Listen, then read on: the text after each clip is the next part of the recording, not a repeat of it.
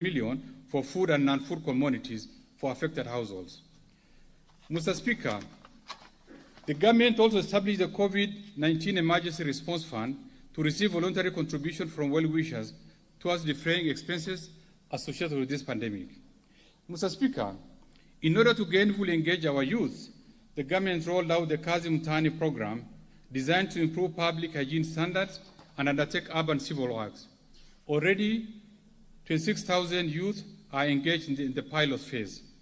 To further cushion citizens and business from the adverse effects of COVID-19 pandemic and to stimulate economic activity going forward, His Excellency the President, on May 23, 2020, unveiled an 8-point economic stimulus program. I'll be elaborating on the economic stimulus program later in my statement. Mr. Speaker, over the last few months, revenue collections shrank considerably due to slowed economic activities attributed to COVID-19 pandemic. Conversely, there was a rise in public expenditures to address the targeted interventions. In light of this, the government reached out to the multilateral and bilateral development partners for additional funding. Indeed, the response from the development partners was prompt and also generous. A number of them provided assistance in form of grants and highly concessional funds and personal protective equipment. Mr. Speaker, allow me to highlight some of the significant financial assistance that Kenya has received from multilateral partners. First, the country received Kenya shilling 78.3 billion under the Rapid Credit Facility of the International Monetary Fund to help address the impact of the COVID-19 pandemic. This financial support is fully concessional at zero interest rate. Second, we received Kenya shilling 108 billion from the World Bank under the second development policy operation as both budgetary support and extra resources to help fight the pandemic. At the initial phase of the COVID-19 outbreak, the World Bank extended support of Kenya shilling 6.8 billion under the contingency emergency response to the Ministry of Health for prompt preparation and response. Mr. Speaker, the government has also received Kenya shilling 22.5 billion from the African Development Bank as a concessional loan, an additional Kenya shilling 7.5 billion commitments from the European Union in form of grants. With this support, Mr. Speaker, will not only strengthen our healthcare systems with the requisite equipment, supplies, and medical personnel to respond to the pandemic, but also fund other critical interventions in the budget. We express our sincere gratitude to our bilateral development partners and multilateral institutions for standing with us during this challenging time. Mr. Speaker, the financial year 2020-21 budget responds to the current challenges facing Kenyans, businesses, and the economy at large in the wake of COVID-19 pandemic. It's in this context that we have chosen the theme for this budget as stimulating the economy to safeguard livelihoods, jobs, businesses, and industrial recovery. The theme underscores our determination to protect lives and livelihoods and cushion vulnerable citizens against the adverse effects of COVID-19. This is further expected to create and protect jobs, stimulate industrial growth, and ultimately steer economic recovery. Mr. Speaker, to sustain efforts towards the full recovery of the economy, the government is currently developing a post-COVID-19 economic recovery strategy under the leadership of His Excellency the President. The strategy will not only accelerate economic recovery, but is designed to provide a roadmap for transition to a new development framework beyond the current Vision 2030. Mr. Speaker, allow me now to highlight the economic policy context in which this budget has been prepared. Mr. Speaker, in framing this budget, we have taken into account recent economic developments on the global and domestic scene. The budget was prepared against a background of a contracting global economy occasioned by the outbreak of the COVID-19 pandemic, which has disrupted most aspects of human life. Indeed, most world economies remain on lockdown. As a result, in April 2020, the IMF projected that the world economy will experience negative growth rate of 3% in 2020. This is worse than the growth rate reported during the 2008 and 2009 financial crisis. However, on a positive note, world economic growth is projected to rebound to 5.8% in 2021. Mr. Speaker, overall, economic growth in advanced economies is projected to contract by 6.1% in 2020, while that of emerging and developing countries, including China, India, Russia, and Brazil, is expected to contract by 1% in 2020. Equally, economies in sub-Saharan Africa region are projected to contract by 1.6% in 2020 before a rebound to grow by 4.1% in 2021. Mr. Speaker, in addition to the adverse effects of the COVID-19 pandemic, the Kenyan economy is confronted by the impact of desert locusts and floods that have caused deaths, displacement, and destruction of infrastructure across the country. From these three simultaneous shocks, all sectors of the economy have been adversely affected. Agricultural sector, for example, has been hit hard by the low global demand for agricultural products, especially horticulture, tea, and coffee, among others. Further, the reduction in availability of raw materials and intermediate goods following closure of international borders has negatively affected the manufacturing sector. Mr. Speaker, taking into account the impact of these shocks on the domestic economy, growth is now projected at a lower rate of 2.5% in 2020, down from 5.4% growth recorded in 2019. Moving forward, so as to boost economic activities and foster higher growth rates, we shall not only implement a rapid economic stimulus program, but also lay down a firm post-COVID-19 economic recovery strategy. These initiatives are ultimately expected to stimulate economic activities, thereby culminating to a growth of 5.8% in 2021 and 6.5% by 2024. Mr. Speaker, as I mentioned earlier, our chosen fiscal consolidation plan has been adversely affected by the events over the last 6 months. In this respect, we are now targeting a fiscal deficit of 8.3% of GDP in financial year 2019-2020, from the previous target of 6.3% of GDP. In the financial year 2020-21, the fiscal deficit is targeted at 7.5% of GDP and is expected to improve to 6.1% of GDP in financial year 2021-22. Mr. Speaker, having outlined the economic policy context for this budget, the rest of my statement will outline specific measures aimed at stimulating the economy so as to safeguard livelihoods, including jobs, businesses, and facilitate faster industrial recovery. I will thereafter present a fiscal framework that sets out the resource envelope underpinning this budget and enumerate spending priorities. Finally, I'll provide highlights of tax and other policy measures that we are proposing to support economic recovery. Mr. Speaker, in addition to the recent shocks experienced by the economy, we are still confronted by the perennial challenges of high incidence of poverty and unemployment, frequent droughts, low agricultural and industrial productivity, inadequate decent housing, growing demands for high investment in the health sector, inadequate revenue, and other forms of financing and governance-related issues. Mr. Speaker, these challenges, including the devastating effects of COVID-19 pandemic, require bold actions if we are to position our country on a sustainable economic growth trajectory. Through this budget, therefore, Mr. Speaker, our focus will be, first, to roll out an economic stimulus program that will catalyze economic activity, provide livelihoods to Kenyans, and enable businesses to recover from the adverse effects of COVID-19 pandemic. I will shortly enumerate the various initiatives under their funding. Second, maintaining macroeconomic stability to support long-term investments, economic growth, and development. Towards this end, we aim to strike an appropriate balance between support for economic recovery and continued fiscal discipline. This will be achieved through effective coordination of fiscal, monetary, and financial policies to lower the cost of living and doing business. Mr. Speaker, whereas Kenya's public debt remains sustainable, we need to be cautious about future debt accumulation. Our focus, therefore, will be to strengthen management of public debt to minimize costs and risk of the portfolio, while accessing external concessional funding to finance development projects. Further, Mr. Speaker, I reiterate that security of our people, property, and investments remain key. In this regard, I'll be proposing allocation of funds to strengthen our security and investigative agencies. This is because a secure and conducive business environment will attract foreign direct investment that is necessary for economic recovery. Third, to support the recovery and growth of micro, small, and medium enterprises through various interventions, including operationalization of the Credit Guarantee Scheme.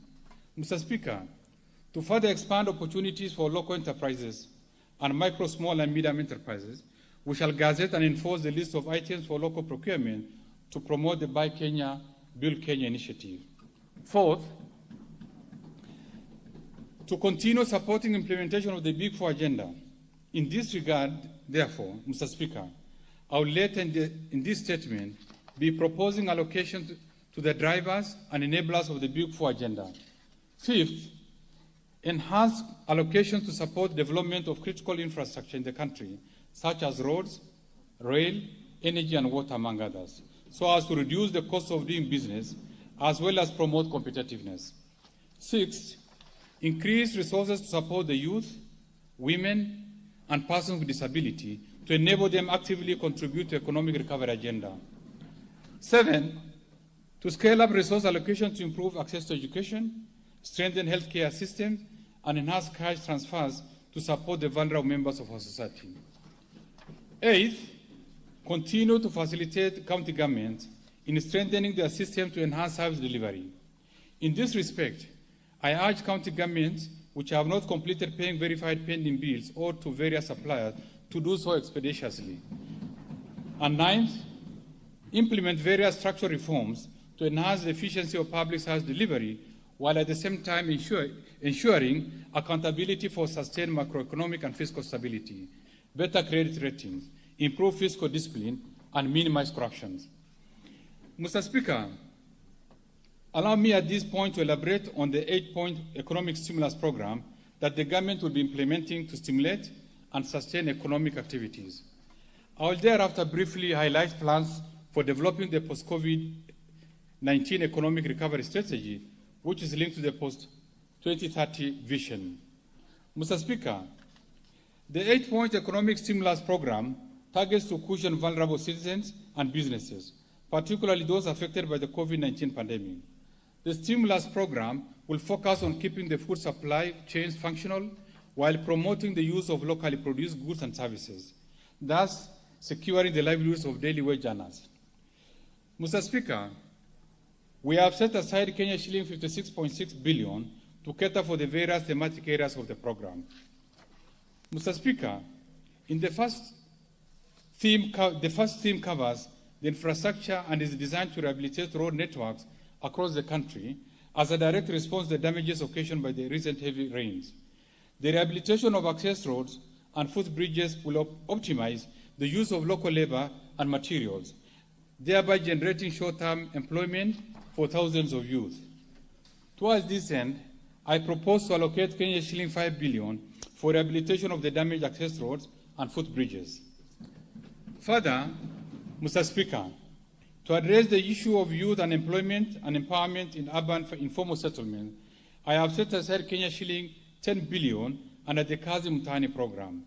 This Kazi Mtaani program will be targeting unemployed youth in the major cities and urban settlements of Nairobi, Mombasa, Kisumu, Eldoret, Nakuru, and other major towns across the country. The youth will be engaged in fumigation, stormwater drainage works, cleaning of markets and informal settlements, rehabilitation and maintenance of access roads, footbridges and footpaths, and other environmental management activities. The Kazi Mtaani program targets to employ at least 200,000 youth. Mr. Speaker, the second theme seeks to improve education outcomes in the country. The objective is to get thousands of unemployed teachers off the bench and into action as intern teachers, while also supporting local artisans and builders' businesses. To meet this commitment, Kenya shilling 7.4 billion has been proposed. Mr. Speaker, out of these, Kenya shilling 2.1 billion will go to construction of additional classrooms in secondary schools. Kenya shilling 1.9 billion for provision of at least 250,000 locally fabricated desks for secondary and primary schools. Kenya shilling 700 million for capitation and improvement of infrastructure in low-cost boarding schools in arid and semi-arid lands using local labor. Kenya shilling 2.4 billion for recruitment of 10,000 intern teachers to support the 100% transition schools.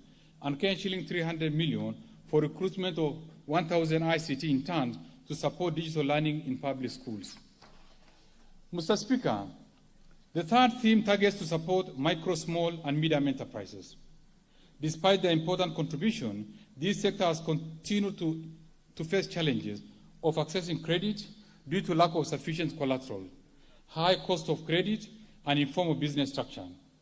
These challenges have been worsened by the COVID-19 pandemic. With the reduced turnover and disruptions in the market and supply chains, many micro, small, medium enterprises are unlikely to attract affordable and quality credit under the traditional arrangements. Mr. Speaker, in order to de-risk lending to the micro, small, and medium enterprise, I have set aside shilling 3 billion seed capital to operationalize the credit guarantee scheme. The scheme will enable the provision of affordable credit in an efficient and structured manner. In addition to this, we are also actively engaging a number of development agencies who have shown willingness to put in additional resources to support this scheme. Mr. Speaker, to further support and enhance the liquidity of these enterprises, I propose to fast-track payment of outstanding verified VAT refund claims and pending bills owed to businesses by allocating shilling 10 billion. This is in addition to the shilling 23.1 billion approved by this House in April 2020 in the supplementary budget for the same purpose. Mr. Speaker, the fourth theme prioritizes improvement in health outcomes. Evidently, the COVID-19 pandemic has overstretched our healthcare system. The government has made significant efforts to contain the spread of the virus through various protocols and containment measures, which entail promotion of hygiene and restriction of movements. Mr. Speaker, building on these measures in a way that ensures more Kenyans are gainfully engaged and support local industries, and to further enhance capacity of the healthcare system, shilling 1.2 billion is proposed for the recruitment of an additional cohort of 5,000 healthcare workers to support local health staff for a period of 1 year. This will enhance our COVID-19 response capabilities and strengthen implementation of the Universal Health Coverage Program.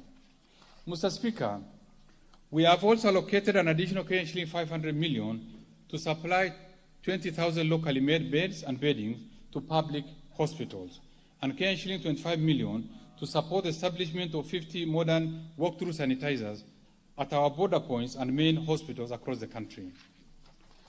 Mr. Speaker, the fifth theme will focus on agriculture and food security. I have set aside shilling 3 billion to subsidize the supply of farm inputs through the e-voucher system to reach 200,000 small-scale farmers. I have also allocated shilling 3.5 billion for expanded community household irrigation. These will caution farmers from the adverse effects of weather and further secure food supply chains. Further, Mr. Speaker, I have set aside shilling 1.5 billion to assist flower and horticultural farmers to access international market during this period when we are experiencing low cargo traffic in and out of the country. These interventions will support and sustain the farming communities as they will provide employment to thousands of workers in our agricultural sector. Mr. Speaker, the sixth theme for the program is to support the tourism sector. Tourism is one of the worst hit sectors by the pandemic. This is reflected by massive cancellation of hotel bookings occasioned by lockdown and travel bans imposed by various countries in an effort to minimize the spread of the virus. The resultant effect has been massive job and income losses by many Kenyans directly and indirectly employed in the tourism sector. In this regard, Mr. Speaker, to support this critical sector, the government has initiated a number of urgent measures, including a temporary lifting of the ban to hold meetings in private hotels by government agencies. The government has also waived landing and parking fees at our airports in order to facilitate movement of cargo in and out of Kenya. Going forward, Mr. Speaker, the government will scale up efforts to boost the tourism sector by promoting aggressive post-COVID-19 tourism marketing and providing support for hotel refurbishment through soft loans to be channeled through the Tourism Finance Corporation. Shilling 3 billion has been set aside to support the renovation of facilities and the restructuring of business operations by actors in this industry. Mr. Speaker, the government will also provide grants to 160 community conservancies and support to Kenya Wildlife Services to engage 5,500 community scouts for a period of 1 year. To support these initiatives, I propose to set aside Kenya 2 billion in this budget. Mr. Speaker, the seventh theme seeks to improve environment, water and sanitation facilities, as well as mitigate the adverse effects of floods.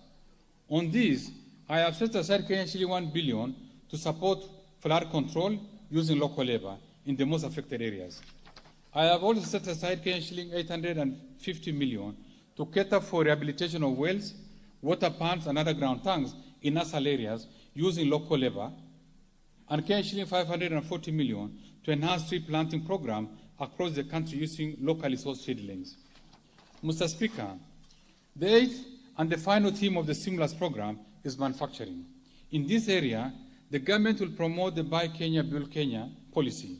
To this end, we propose an initial investment of Kenya 600 million to purchase locally assembled vehicles. This will sustain the operation of local motor vehicle manufacturers, which is aimed at safeguarding jobs. Mr. Speaker, I further propose an allocation of Kenya 712 million to provide credit targeted to micro, small, and medium enterprises in the manufacturing sector.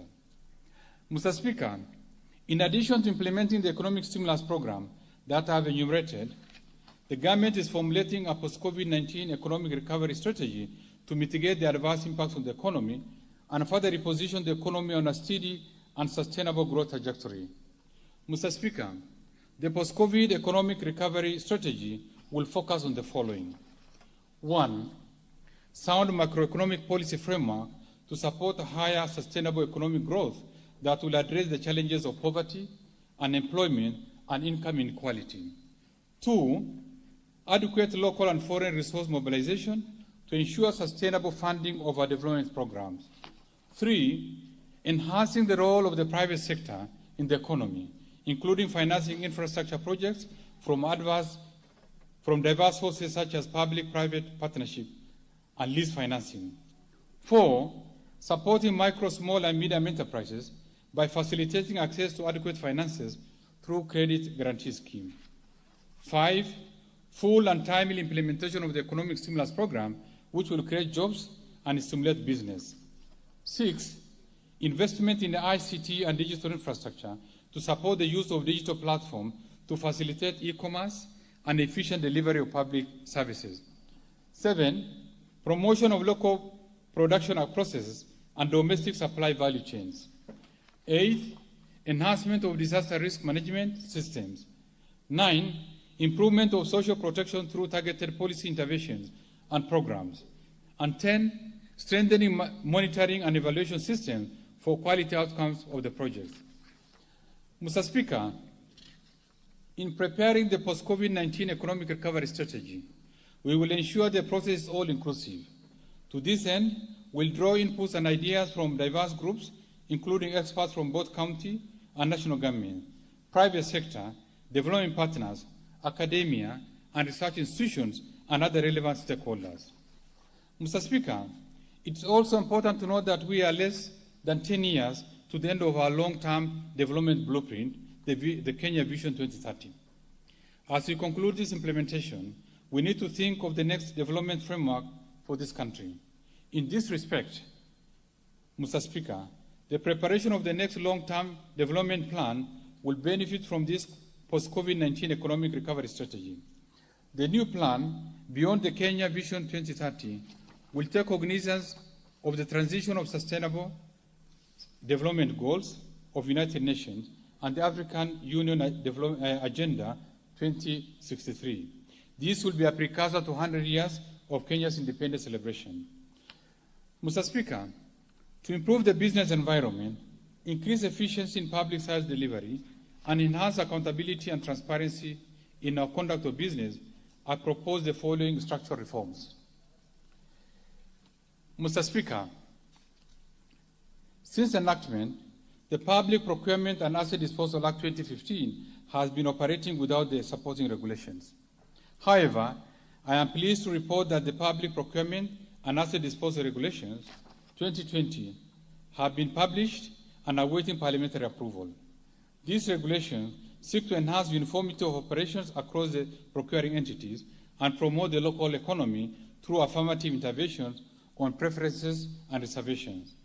On e-procurement, Mr. Speaker, the government has finalized the e-government procurement strategy. According to this strategy, the government will procure and roll out an end-to-end e-procurement system by end of December 2020. Under the e-procurement system, all procurement processes will be undertaken on an online platform where benefits will accrue to the government procuring entities in terms of cost reduction, speed, transparency, accountability, and visibility.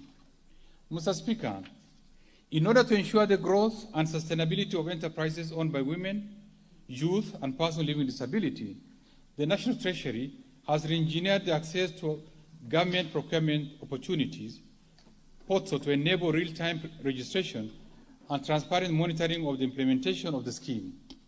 The system has also been linked to other government institutions, including Kenya Revenue Authority, National Council for Persons with Disability, Registrar of Companies, and IFMIS to facilitate faster verification and reporting.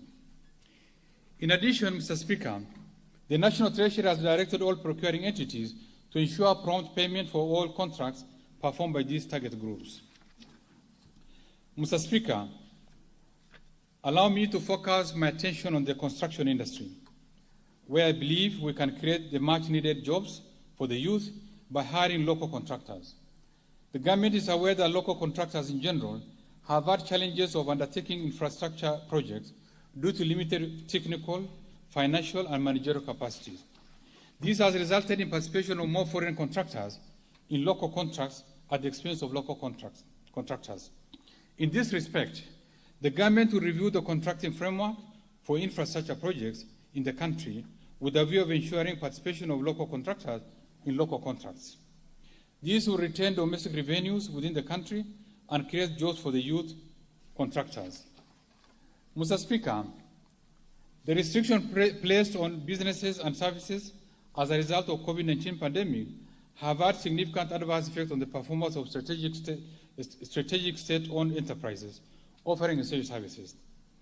Given the contingent liabilities that may arise thereof, I have constituted a technical team at the National Treasury and Planning to review the challenges facing state-owned enterprises and recommend remedial actions within 90 days. On pending bills, Mr. Speaker, we have noted that several state corporations and semi-autonomous agencies hold significant amounts of pending bills owed to contractors, suppliers, SACCO remittances, and other statutory deductions. This practice should not be allowed to continue.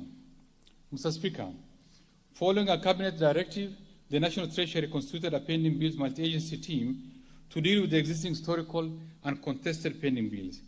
Significant progress has been made to settle some of the pending bills. I direct all principal secretaries and accounting officers to clear all pending bills in the MDAs and SAGAs, respectively.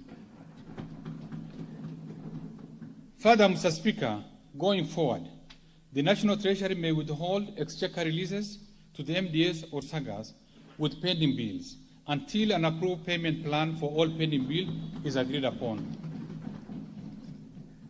Mr. Speaker, the continued growth and competitiveness of our financial services sector is critical in supporting economic development. I wish to state that our financial sector remains strong and stable despite the shocks occasioned by the COVID-19 pandemic. Mr. Speaker, the banking sector remains stable and resilient, with strong liquidity and capital adequacy ratios.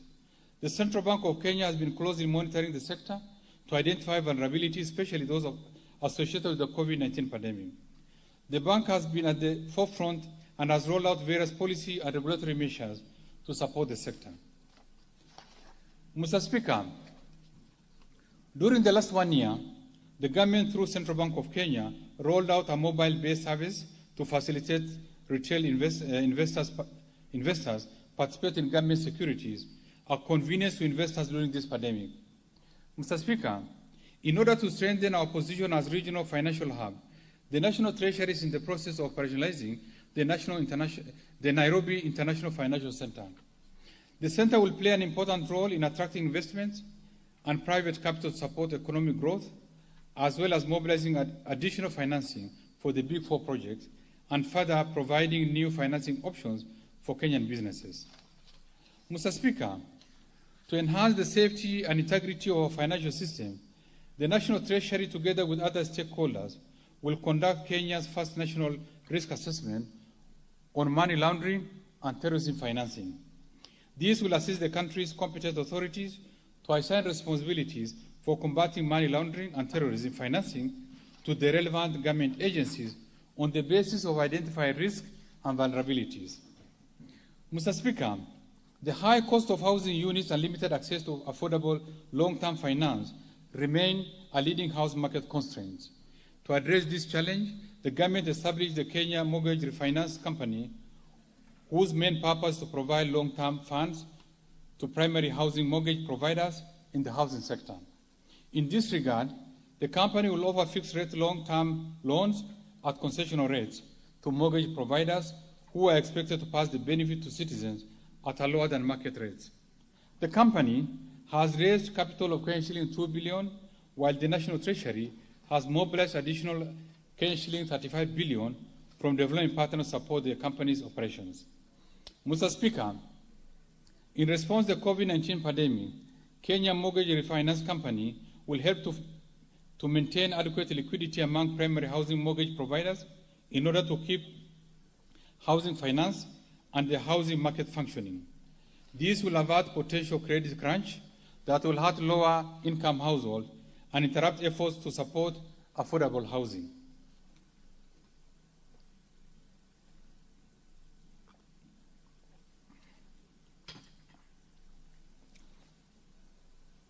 Mr. Speaker, the new company is also expected to play a significant role in the structuring of the proposed National Credit Guarantee Scheme in order to create an effective backstop mortgage guarantee component to cover the losses incurred by the lenders on future home loans.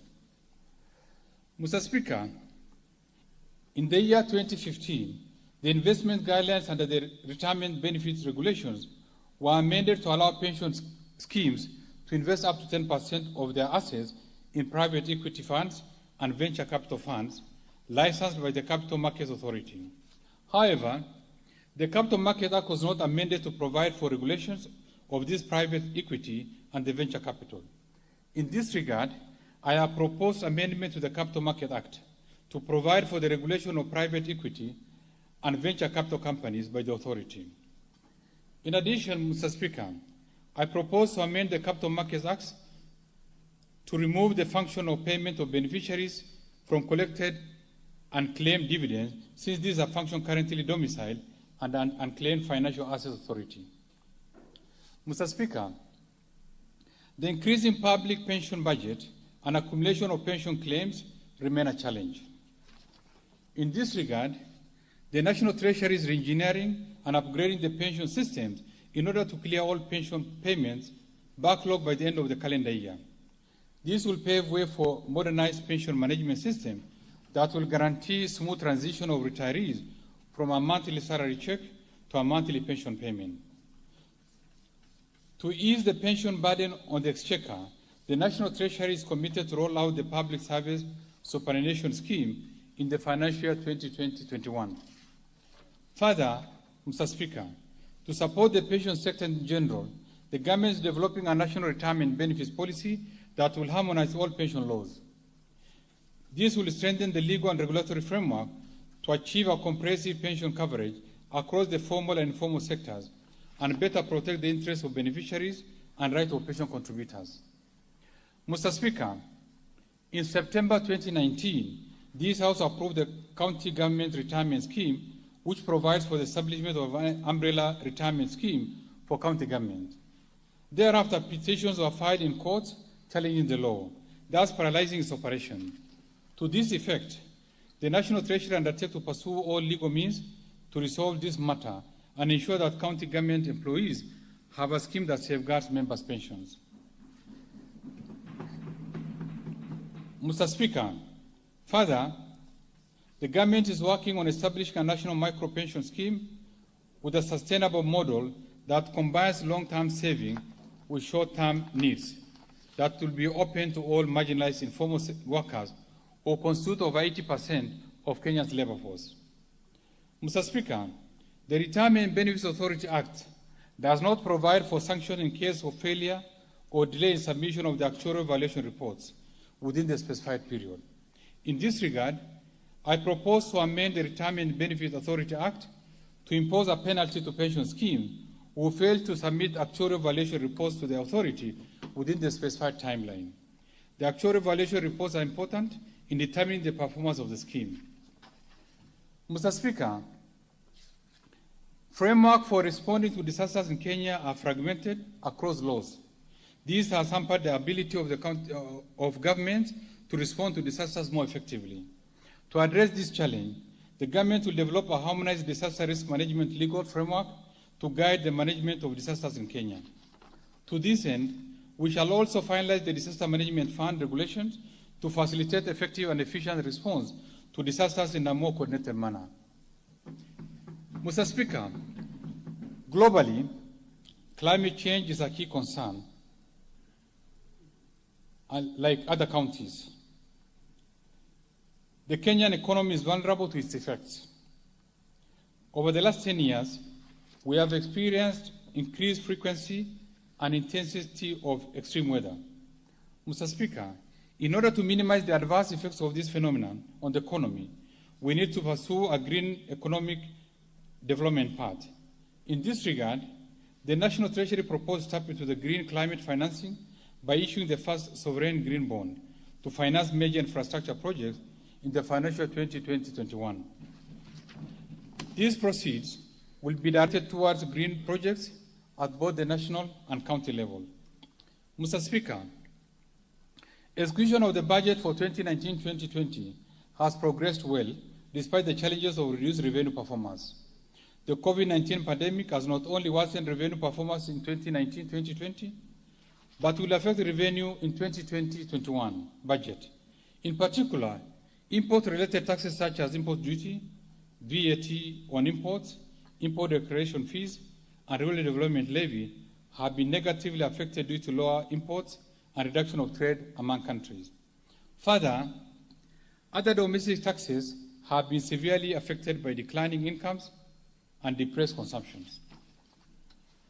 As noted earlier in my statement, in order to cushion Kenyans against the adverse impact of the pandemic and to further increase liquidity in the economy, the government lowered tax rates for corporate and personal incomes, turnover tax, value-added tax, and provided tax relief to low-income earners and employees.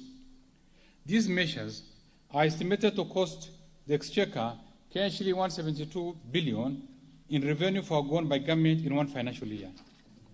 Mr. Speaker, in order to recoup part of this revenue loss, we submitted this House proposals to lower the level of tax exemptions. It is important to note that in the year 2018, the tax revenue foregone by government through tax incentives, or for that matter exemptions, amounted to Kenya shilling 535 billion, or 6% of GDP, which is considered one of the highest levels globally. Whereas these tax incentives are well intended, they have limited the capacity of government to fund critical expenditures. In addition, a critical review of the incentive shows that consumers have not benefited through commensurate reduction in cost of the goods and services. Further, some of these incentives have given undue advantage to some sector players over others, thus entrenching unfairness and stifling competition. Mr. Speaker, this therefore necessitated a review of the existing laws incentive regime with a view to minimizing distortions and providing a level playing ground for all taxpayers. In this respect, I have proposed further removal of some existing tax exemptions through the Finance Bill 2020. I urge honorable members of this House to support this endeavor that is expected to grow revenues for funding critical social and infrastructure programs. Mr. Speaker, the Kenya Revenue Authority has undertaken various reforms to enhance revenue mobilization. We shall continue to support and strengthen the capacity of the Kenya Revenue Authority to enable them to collect revenues to fund government programs. Mr. Speaker, the fiscal framework for 2020-21 budget and the medium term has been revised to take into account the adverse impacts of the pandemic on revenue performance. In this respect, the 2020-21 budget targets revenue collection, including appropriation in aid of Kenya shilling 1.89 trillion, which is equivalent to 16.8% of GDP.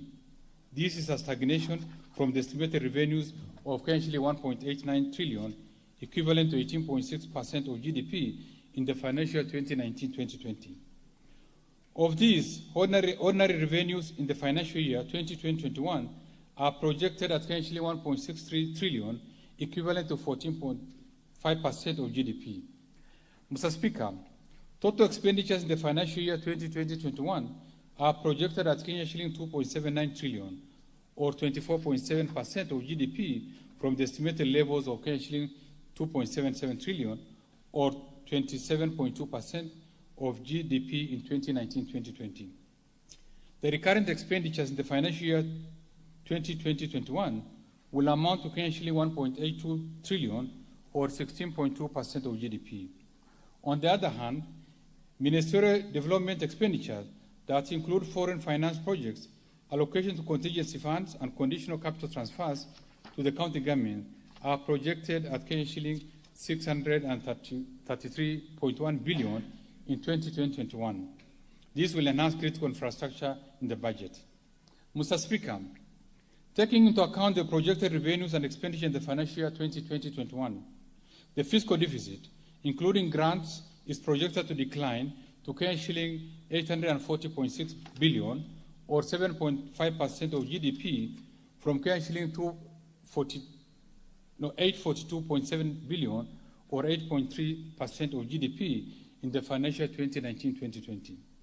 Going forward, Mr. Speaker, as we roll out the post-COVID-19 economic recovery strategy, we remain committed to gradually lowering the fiscal deficit to Kenya shilling 768.8 billion, or 6.1% of GDP in the financial year 2021-22, and further to Kenya shilling 570.4 billion, or 3.6% of GDP by 2023-24.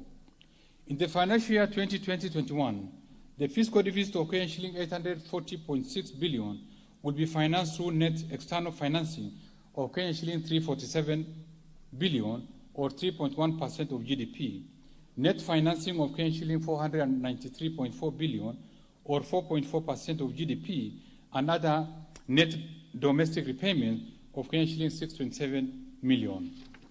Mr. Speaker, to achieve these targets, we will continue to contain growth in non-core recurrent spending and enhance our efforts in revenue mobilization. In this respect, we shall closely monitor the economic impact of COVID-19, and once the economy recovers, we'll review our fiscal plan, including tax measures, to strengthen public finances to sustainably fund our development agenda. Mr. Speaker, the government is concerned about perennial low absorption of donor funds that has denied Kenyans the full benefit of this financing. To remove impediments in the project's implementation and scale up absorption of donor funds, the government will put in place appropriate policies and administrative measures. These may involve reallocation of funds from slow-moving projects or non-startup projects to other priority projects and programs to minimize payments of unnecessary fees and charges. Mr. Speaker, let me turn to the state of our public debt. Our debt remains sustainable despite some of the debt burden indicators deteriorating due to impact of the COVID-19 pandemic, which has elevated expenditure pressures, reduced revenues, and export earnings. The debt burden is projected to decline over the medium term in line with the fiscal consolidation plan and implementation. Going forward, Mr. Speaker, the government is committed to implement the 2020 medium-term debt strategy, which recommends a shift towards concessional external borrowing and lengthening of maturity structure of the domestic debt. In addition, the debt and borrowing policy approved in early 2020 will guide management of public debt. Mr. Speaker, as an alternative source of finance to fund public projects, the government shall revitalize the public-private partnership framework. Indeed, public-private partnerships have the potential to accelerate economic growth and development by crowding in private sector participation in the financing of capital-intensive infrastructure projects. Mr. Speaker, the reforms in this area will include amending the PPP Act to remove unnecessary approvals and redundant processes as well as restructure and strengthen institutions responsible for implementing such projects. The government will also streamline and standardize the appropriate credit enhancement tool, including the government letter of support, partial risk guarantees, and indemnity guarantees, as well as viability gap funding where necessary, to enhance bankability of projects. Mr. Speaker, the government, through these arrangements, targets to mobilize approximately 200 billion in the financial 2020-21 by concluding the financing of several projects that are currently at advanced stage of negotiation. These projects are drawn from, among others, the transport, energy, health, housing, and manufacturing sectors of the economy. Mr. Speaker, let me turn to the highlights of the government spending priorities in the coming financial year.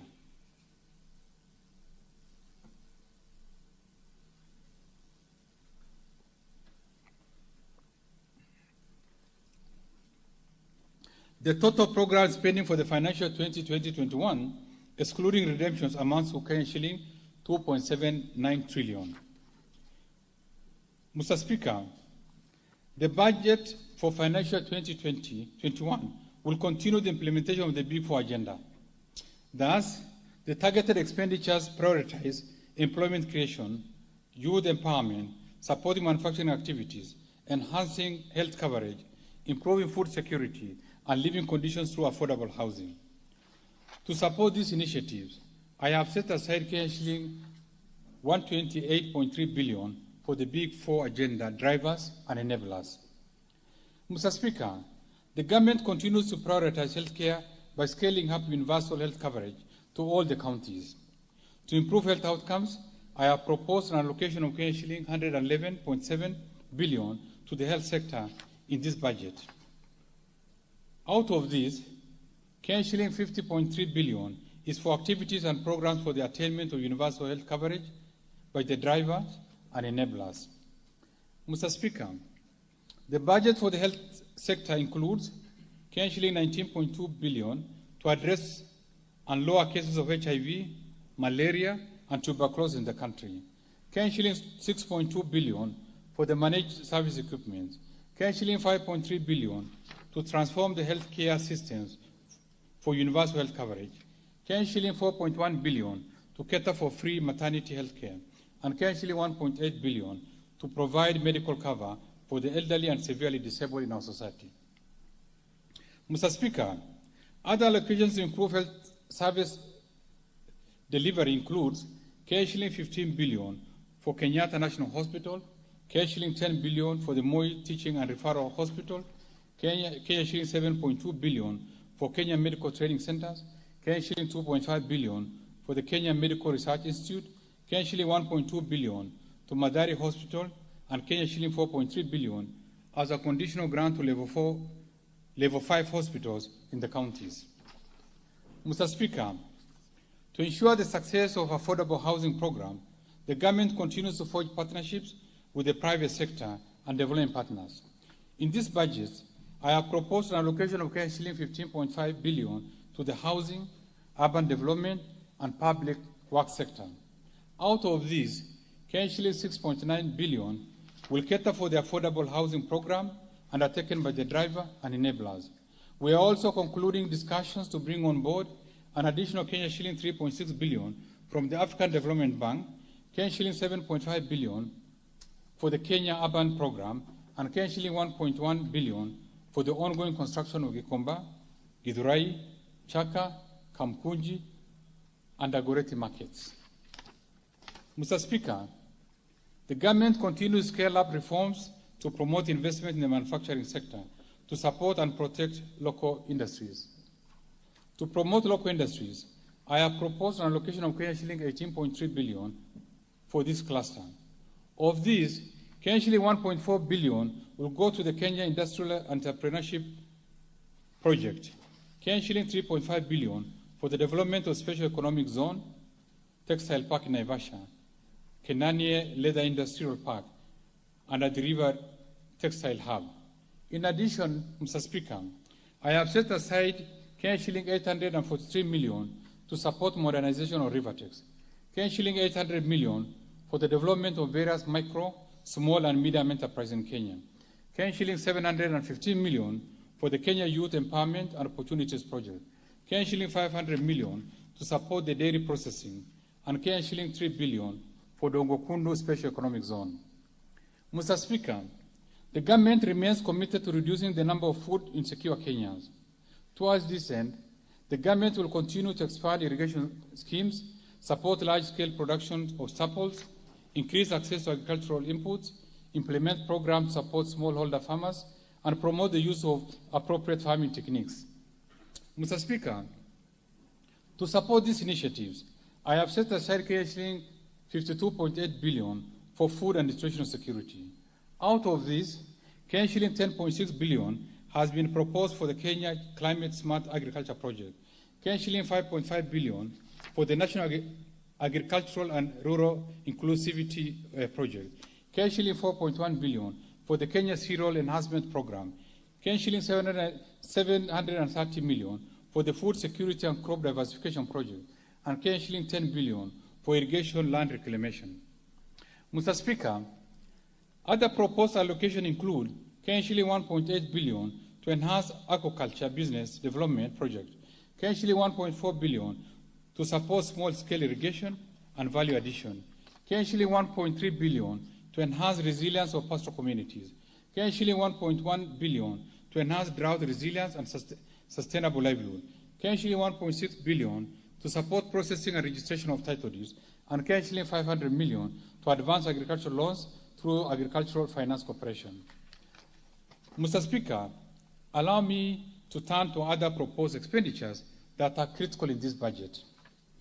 Mr. Speaker, the government continues to scale up the construction of a robust network of high-quality roads, railways, sea, and airports to enable Kenyans to enjoy the benefits of expanded infrastructure assets and improve our competitiveness. Towards this end, I propose an allocation of shilling 172.4 billion. This is in addition to allocation that I have already set aside for the economic stimulus program and the Big Four agenda, which support construction of roads and bridges, as well as their rehabilitation and maintenance. Mr. Speaker, I have set aside shilling 18.1 billion for SGR Phase 2, shilling 6 billion for the LAPSET project, shilling 5 billion for the Mombasa Port Development Project, and shilling 328 million for the insurance of ferries for the Likoni Channel. Mr. Speaker, to support generation of adequate and affordable energy, I have set aside shilling 63.3 billion, excluding the allocation for the Big Four agenda. Out of this, shilling 50.8 billion will cater for transmission and distribution of power, shilling 9.3 billion for development of geothermal energy, shilling 6.8 billion for electrification of public institutions, and shilling 900 million for provision of transformers in constituencies, development of nuclear energy, and exploration and mining of coal. Mr. Speaker, ensuring a safe and secure environment is vital in our drive to attain economic transformation. Towards this end, government will strengthen the security agencies by equipping them in order to increase their effectiveness and rapid response to incidents of crime. Mr. Speaker, to support security operations in the country, I have proposed shilling 167.9 billion in this budget to our security agencies, defense and national intelligence services, leasing of police motor vehicles, national communication and surveillance system, police modernization, and the equipping of the National Forensic Laboratory. Mr. Speaker, I have also set aside shilling 3.4 billion for medical insurance, shilling 2.2 billion for group personal insurance for the National Police and Prison Services, and shilling 1 billion for the National Integrated Identity Management Systems. Mr. Speaker, the government continues to make sustained investments in the education sector in order to enhance access to quality basic and higher education. In this budget, I have set aside shilling 497.7 billion to fund programs in this sector. This accounts for 26.7% of the budget. Specifically, Mr. Speaker, I have proposed shilling 59.4 billion to cater for free day secondary education program, and shilling 12.4 billion for free primary education program. Mr. Speaker, to increase the teacher-to-student ratio, I have proposed shilling 2 billion for the recruitment of 5,000 teachers. This is further to the provision for hiring at least 10,000 teachers in terms under the economic stimulus program. To improve health conditions and support education, achievements of our school-going children, I have set aside shilling 1.8 billion for the school feeding program. Mr. Speaker, other proposed allocations to the education sector includes shilling 6.3 billion for the construction and equipping of technical institutions and vocational training centers, shilling 4 billion for examination fees waiver for all Class 8 and Form 4 candidates, shilling 800 million for the digital literacy program and competency-based curriculum, shilling 323 million for the National Research Fund, shilling 94.9 billion to support university education, and shilling 16.8 billion to the Higher Education Loans Board. Mr. Speaker, as a government that deeply cares for its most vulnerable members of society, I have proposed shilling 17.6 billion for cash transfers to the elderly persons, shilling 7.9 billion for orphans and vulnerable children, and shilling 1.1 billion for cash transfer to persons with severe disabilities. Mr. Speaker, I have also set aside shilling 4.3 billion for the Kenya Hunger Safety Net Program, shilling 2.5 billion for the Kenya Social and Economic Inclusion Project, shilling 3.5 billion for Kenya Development Response to the Displacement Impact Project, and shilling 400 million for the National Development Fund for persons with disabilities, and a further shilling 720 million for purchase of a building for these vulnerable members of our society. Mr. Speaker, to enhance equity and reduce poverty, I have proposed shilling 41.7 billion for the National Government Constituency Development Fund, shilling 2.1 billion for the National Government Affirmative Action Fund to promote regional equity and social development, and shilling 6.8 billion for the Equalization Fund to finance programs in marginalized areas. Mr. Speaker, to address the challenges that our youth continues to face, we have dedicated resources to youth empowerment programs and supporting businesses by youth, women, and persons living with disabilities. In this regard, I have set aside shilling 10.2 billion to the National Youth Service, shilling 2.1 billion for the Kenya Youth Empowerment Program, shilling 359 million to the Youth Enterprise Development Fund, shilling 82 million to the Youth Employment and Enterprise WEZO, and shilling 150 million to the Women Enterprise Fund. Mr. Speaker, our prosperity as a country is to a larger extent hinged on our ability to take full advantage of the rapid technological advances. For this reason, Mr. Speaker, the government continues to invest in this area to boost digital literacy and skills, as well as expand digital infrastructure to improve access to affordable broadband connectivity. In this budget, Mr. Speaker, I have proposed shilling 14.9 billion to fund initiatives in the information communication technology sector. Specifically, shilling 700 million for the government shared services, shilling 800 million for the digital literacy program, and shilling 1.2 billion for rehabilitation of national optic fiber backbone phase 2 expansion cable. Mr. Speaker, the government is fast-tracking the establishment of the Konza Technopolis City, which will position Kenya as a world-class ICT hub. For this reason, I have enhanced allocation to the project by setting aside shilling 6.3 billion for the horizontal infrastructure phase 1 for Konza, shilling 400 million for the ongoing construction of Konza Technopolis Complex phase 1B, and shilling 5.1 billion for Konza Data Center and Smart City Facilities Project. Mr. Speaker, sports, culture, tourism, and arts contribute immensely to our economic development by boosting job creation for our youth and generating foreign exchange. To support this sector, I propose an allocation of shilling 14 billion to the Sports, Arts, and Social Development Fund. I have also set aside shilling 2.5 billion for the Tourism Promotion Fund and shilling 3.8 billion for the Tourism Fund. Mr. Speaker, the government continues to invest in clean water supply and put in place measures to control floods and harvest rainwater, as well as protect the environment. In this budget, Mr. Speaker, I have set aside Kenya shilling 82.7 billion to support environment and water conservation. In particular, Kenya shilling 42.6 billion is geared towards the development of water and sewerage infrastructure. Kenya shilling 10.9 billion for the management of water resources, and Kenya shilling 8.6 billion to support water storage and flood control. This includes Kenya shilling 500 million earmarked for the initial works for the construction of Kurusoin Dam along River Nyando, and Kenya shilling 1.3 billion for water harvesting and storage for irrigation. Mr. Speaker, I have also set aside Kenya shilling 10.9 billion to support conservation of forests and water towers. Kenya shilling 10 billion for irrigation and land reclamation. Kenya shilling 10.8 billion for wildlife conservation and management. Kenya shilling 2.7 billion for environmental management and protection.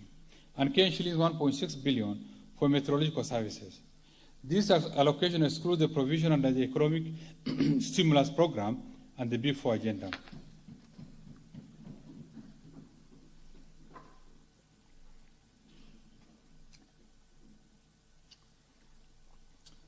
Further, Mr. Speaker, the government will implement the Kenya Financing Locally Led Climate Action Program to deliver climate finance at the local level where its impacts are felt most. To start off the project, I have proposed to allocate Kenya shilling 100 million in the financial 2020-21. Mr. Speaker, to sustain the drive against corruption, instill good governance practices, and recover corruptly acquired assets, I have enhanced allocation to the institutions mandated to fight corruption. In particular, Mr. Speaker, I have set aside Kenya shilling 3.1 billion for the Ethics and Anti-Corruption Commission and a similar amount for the Office of the Director of Public Prosecution. Kenya shilling 149 million for the Unclaimed Financial Assets Authority, Kenya shilling 158 million for Asset Recovery Agency, Kenya shilling 619.1 million for the Financing Reporting Center, Kenya shilling 7.9 billion for the Criminal Investigation Agencies, and Kenya shilling 5.2 billion for the Office of the Auditor General. Additionally, Mr. Speaker, to support the oversight and legislative role of Parliament and access to justice, I have proposed Kenya shilling 37.3 billion to Parliament and Kenya shilling 18.1 billion to the judiciary. Mr. Speaker, in the financial year 2020-21, county governments have been allocated Kenya shilling 369.9 billion, which comprises 1. Kenya shilling 316.5 billion as equitable share, Kenya shilling 13.7 billion as additional conditional allocation from the national government, Kenya shilling 30.2 billion being external loans and grants, and Kenya shilling 9.4 billion from the Roads Maintenance Levy Fund. Mr. Speaker, in February 2020, the national government and the Nairobi City County government entered into an agreement through which the county transferred some functions to the national government. To manage the transferred functions, the national government established the Nairobi Metropolitan Services.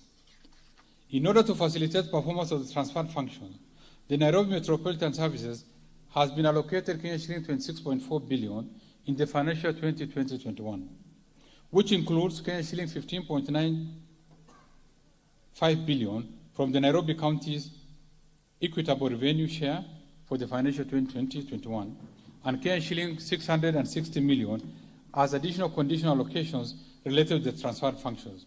The balance of Kenya shilling 9.78 billion will come from the county's local revenue. The NMS has also been allocated Kenya shilling 1.5 billion from the national government's equitable revenue share to finance the Mukuru Renewal Project. Mr. Speaker, further to the Presidential Directive of February 2019, the National Treasury, jointly with other stakeholders, has finalized the development of an integrated development management system for county government.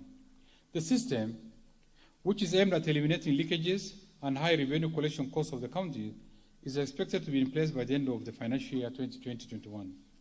Mr. Speaker, I'm aware that the County Government's Revenue Raising Process Bill 2018 which was sponsored by the National Treasury, has recently elapsed. In this context, I have resubmitted the draft bill to the Attorney General so that it may be reintroduced in Parliament. The principle underlying the proposed legislation is that counties may not impose, vary, or waive a tax, fee, or any other charge in a way that materially and unreasonably prejudices national economic policies, economic activities across county boundaries, and the national mobility of goods, services, capital or labor. I appeal to honorable members to reconsider the merits of this proposed legislation, which is developed through widely consultative approach that incorporated all key actors, including institutions of Parliament.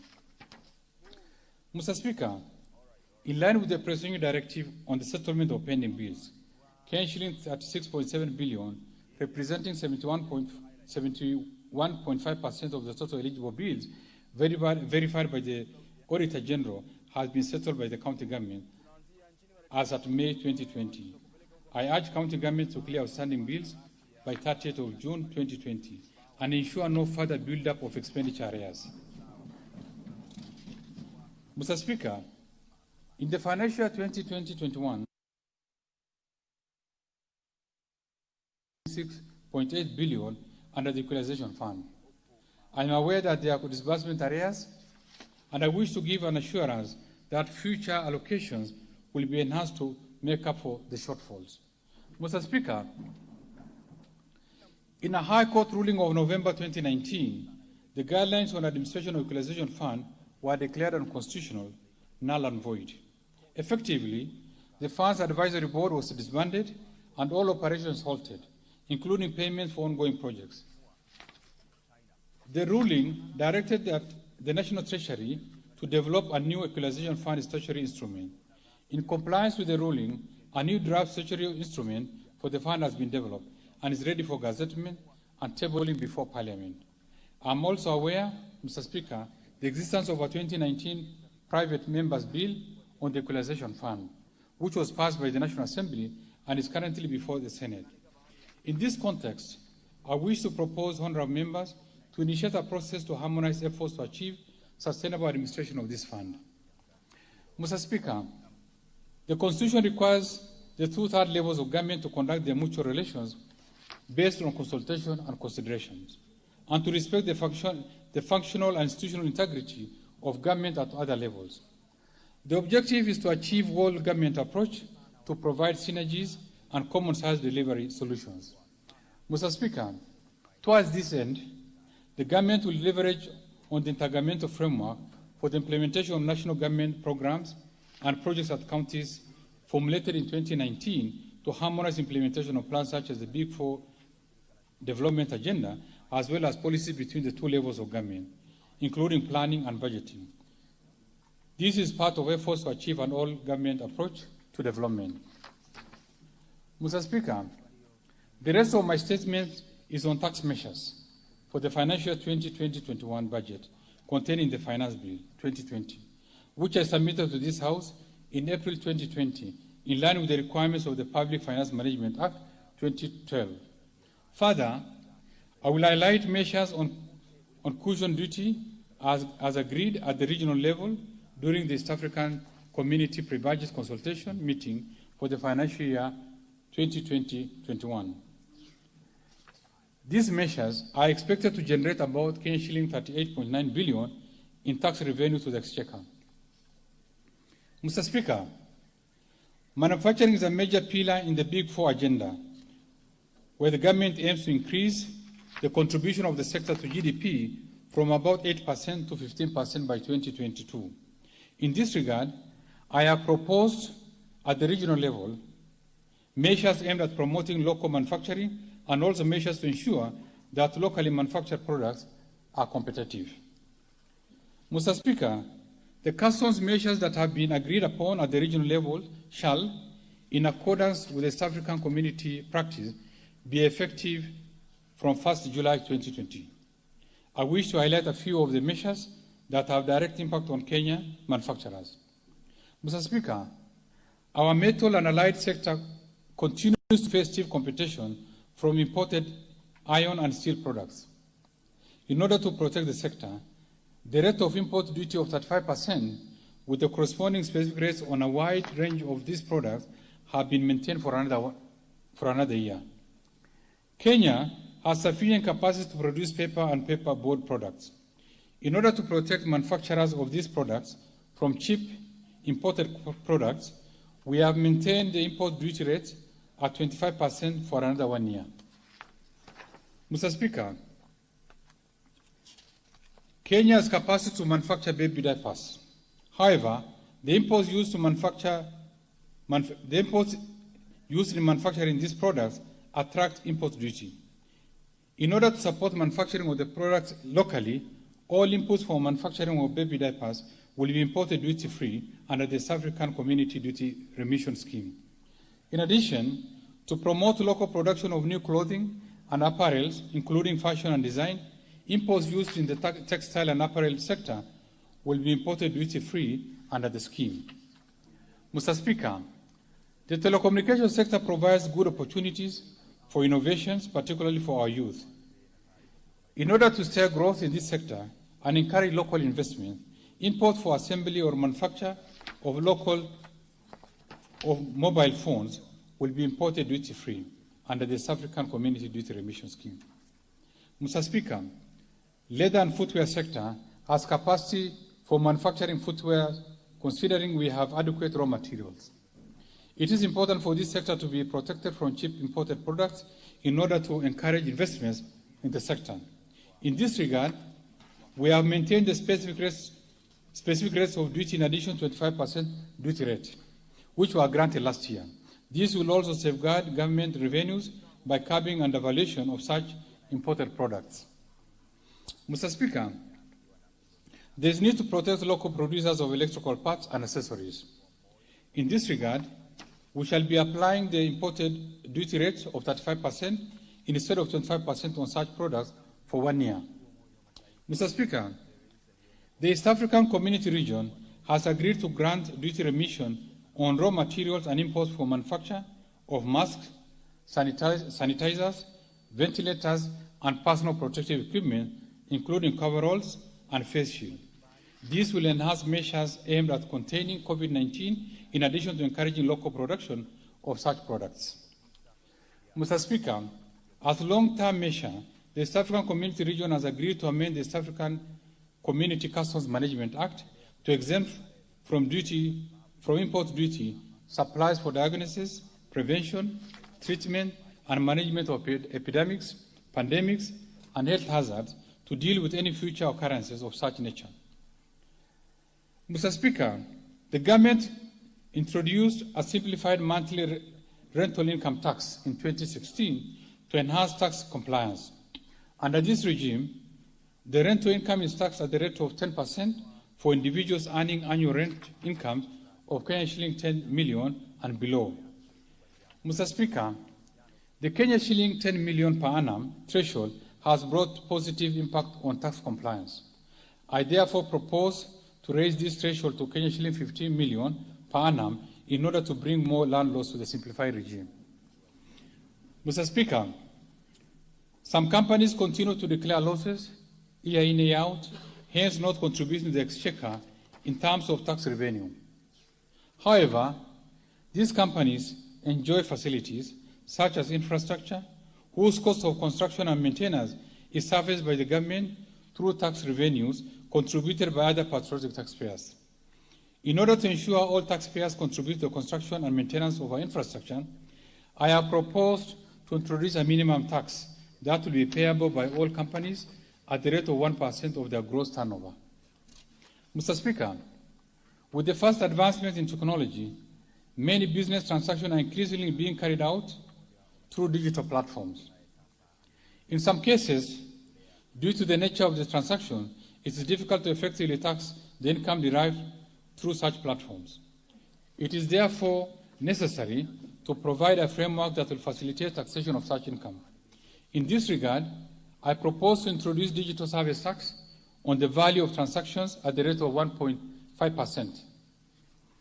Mr. Speaker, food security is one of the pillars of the Big Four agenda, and the government has put measures to support its implementation, including food production. To further this agenda, I propose to exempt maize or corn seeds from the value-added tax in order to make them affordable to our farmers. Further, I have proposed to exempt ambulance services from VAT in addition to medical, nursing, and dental services, which are currently exempt from VAT to cushion Kenyans from the high cost of such services. Mr. Speaker, to enhance tax compliance, I propose to introduce a voluntary disclosure program to allow Kenyans who in the last 5 years may have inadvertently made omissions in their tax returns to voluntarily disclose such omission and pay tax due. The program will run for 3 years. In order to encourage uptake of this program, I further propose to grant relief for penalties and interest in respect of the tax disclosed after payment of the principal tax. Mr. Speaker, currently, imports by Kenya Defence Forces and the National Police Services are charged import declaration fee and railway development levy. These charges reduce budgetary allocation of these institutions. I have therefore proposed to exempt from both the import declaration fee and railway development levy on all goods, including materials, supplies, equipment, machinery, and motor vehicles imported for official use by the Kenya Defence Forces and the National Police Service. Mr. Speaker, the government has been encouraging investments under the public-private partnership, particularly in the road sector. To further such partnerships, I propose to amend the Public Roads Toll Act to enable the persons who enter into an agreement with the government to collect road tolls on roads constructed and managed under such agreements. Mr. Speaker, the budget I have presented today involved making hard decisions in the quest to move our country forward. Faced with limited resources, the balancing has not been easy. We have channeled resources to cushion citizens and businesses from the adverse effects of COVID-19 pandemic, as well as interventions to support economic recovery. I firmly believe that the measures spelled out in this budget will create more jobs and transform the lives of Kenyans. Mr. Speaker, at the heart of these measures is our commitment to protect the lives and livelihood of citizens and support recovery of business. I believe that working together, we will withstand the current storm as we have done in the past. Mr. Speaker, at this juncture, allow me to express my gratitude to His Excellency the President for his leadership and wise counsel in the management of economic and financial policies of this country. I would also like to thank my fellow cabinet secretaries, principal secretaries, and their staff for contribution to the financial 2020-21 budget process. For their support during the preparation and approval of this budget, may I sincerely appreciate. My appreciation goes to honorable speakers of both National Assembly and the Senate and their respective clerks for overseeing the approval of submissions on the budget estimates of the financial 2020-21. Majority Leader, especially Honorable Duale of the National Assembly, as well as the Majority Leader of the Senate, Honorable Pugisio, for their relentless support to get most of the legislative proposals on finance matters passed through Parliament. Members of the Budget and Appropriation Committee, led by the Chairman and the Parliamentary Budget Office, for the constructive and comprehensive engagements in their approval process for the budget estimates for financial year 2020-21. Members of the Departmental Committee on the Finance and National Planning, led by the Chair, for their commitment and diligence in the approval of various tax laws processed during the year. All members of the various departmental committees of the National Assembly and Senate for their cooperation and support. The management and staff of Kenya Revenue Authority, Central Bank of Kenya, all financial sector regulators, and the various agencies under the National Treasury and Planning for their contribution and advice during the budget process.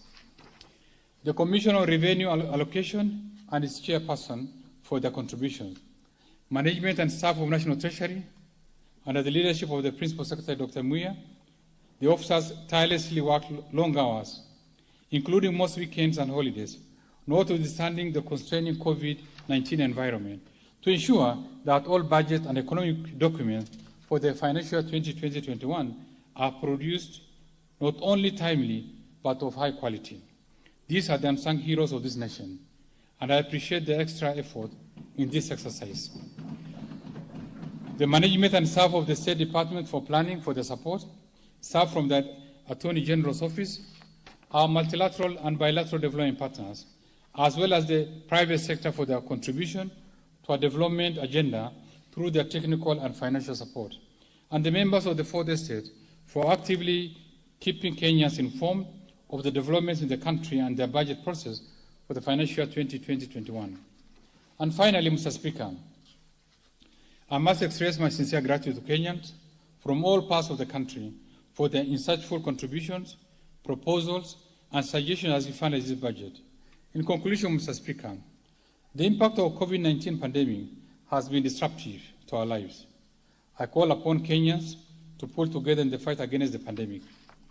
Let us give safety and security of each other a priority. Follow the mandatory guidelines issued by the government on COVID-19 prevention as the country carefully and slowly begins to reopen for business and economic recovery.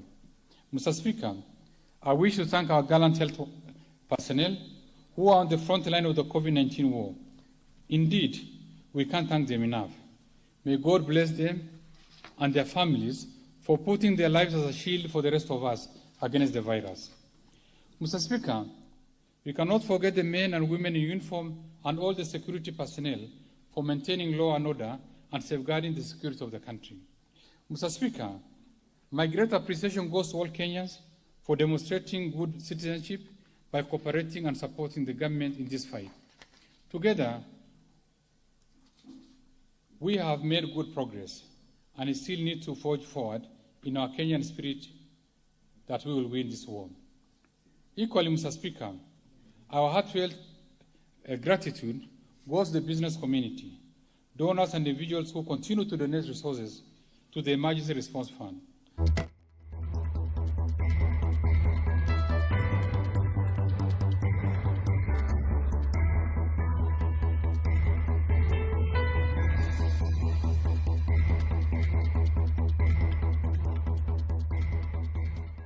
And we are back, having listened for the last 1.5 hours to the Cabinet Secretary Ukur Yatani's budget pronouncements. It must have been an engaging one. I actually didn't feel like it was 1.5 hours. It felt like 20 minutes. It was actually 1.5 hours? It was 1.5 hours from 3. It's 4:30 now. Well, I think it's exactly how we're just going around confirming the numbers that we had in the budget policy statement. Guess what? Yes. I saw a couple of differences, because that's a surprise that we're looking for, but I will tell you, this is exactly what we're expecting. He said that this is a document that's going to ensure that there are more jobs and support to recovery of business.